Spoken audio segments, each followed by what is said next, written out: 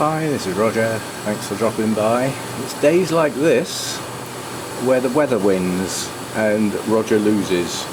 They don't happen often in the UK, but it does happen. The outside temperature today is the same as the maximum I would like in here. So there's no cooling effect. Everything's on. I've got airflow. Don't get me wrong, it's not all wrong. As I step in here, it's a lovely buoyant atmosphere, but basically that is sucking the air out as fast as it can at a rate of knots, and down there that's sucking air in from outside, which is down low on the shady side. But when the outside temperature is, like I say, 26, 27 degrees today here, it's hotter than that in other places. We're up 30 plus. But this, on the south coast, we always get that sea breeze, so it just takes a couple of degrees off. But the top fan's on.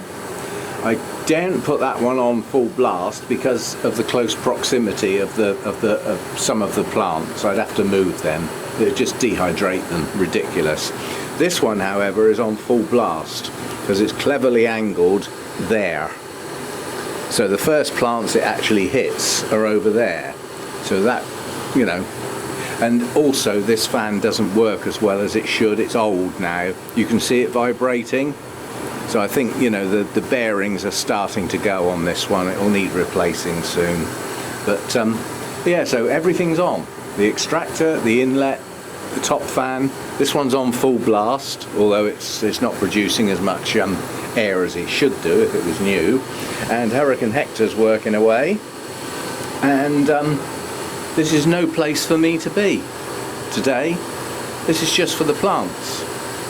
You know, I mean, the humidity is maintained reasonably well, but it will drop down on occasions. But today I went round with the sprayer and everything got sprayed. So the tops of the pots got sprayed. Now I know that doesn't put enough water in them to actually water them, but it certainly does a reasonable job at keeping them hydrated. The mount's got a good spray, that does a fine job for them, but it's still not quite as good as a proper good soak. But given that they were watered yesterday, the spray for today will do. So everything's managing itself at the moment. That's, as I say, the only thing you probably haven't seen. This Cattleya has opened now. We did sort of have a little look at that the other day, and that's Harrisoniana. Lovely bloom on that, lovely delicate lip, frilly lip, and yeah, one of my few Cattleya species, because I haven't got many. They're mostly hybrids, but that's one of them anyway. It did have two buds, but one blasted. It's a very unhealthy plant at the moment, but hopefully a new growth will put that right later. Not now. And the prima donna blooms are opening up nicely. They're flattening out a bit now. Nice little pink tinges. And I'm going to leave that at that because I need to get this door shut, get this humidity trapped in here to a degree.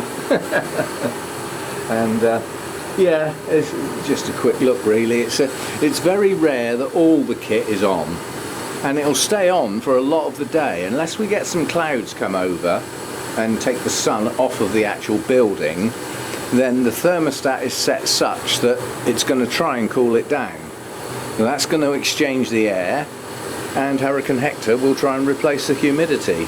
So on days like this, the kit's on almost all day, but it doesn't start until very late morning, about 11:30, because that's when the sun gets round and the whole building is then in the sun. Earlier in the day, the sun hits that end of the building from up there around about 10:15, and then sort of by lunchtime it's up there, so the whole of the building's in the sun now, and will be for a long time, you know. So the kit earns its keep on days like this. Without that extractor and inlet fan, I'd be up to about 35 degrees in here, and that doesn't do the plants any good at all. Now, at the moment I'm maintaining just below 30, I would say, about 27, 28, so not too bad. Anyway, just to look round with all the kit on, and I'll close the door up and let it get on with it. There's nothing I can do. I mean, I could go around and put some water on the floor, but quite honestly, the amount of humidity it adds in don't make much difference. Hurricane Hector does a much better job at humidifying the air, and then the fans move it around, and the extractor and the inlet help try and keep it cool. As I said, that system only works when the outside temperature is less than in here. And when it's similar, it don't quite work as well. But it keeps it fresh, keeps it nice and buoyant in here. So anyway, quick look round with the kit on. We don't get to do that. Oh, you normally turn it all off if I'm filming because of the noise it makes, especially that thing down there. That is quite loud. This has another setting on it which I don't think I've ever shown you. It's called Full Blast. And what you actually do is you take that off, and that chucks out a lot more. The trouble is, it points it upwards straight onto the plants, but that is, it sort of pushes quite a bit more out when I do that. But it's better when it points diagonally across here. So any plants that get it are the cooler, shadier ones. And those getting a little bit of moisture on them is not too bad. But the big fans, you know, the circulating fans, tend to move that around anyway. There's no one spot that gets more than the rest, really. You know, it just circulates it around the whole place. So it sort of works. Anyway, see you next time. Oh, joke. Let me see if I can remember it. Oh yeah, all right. I've got two in my mind, but one's a short one. So the guy is getting really worried about his weight. He's getting absolutely ridiculously big.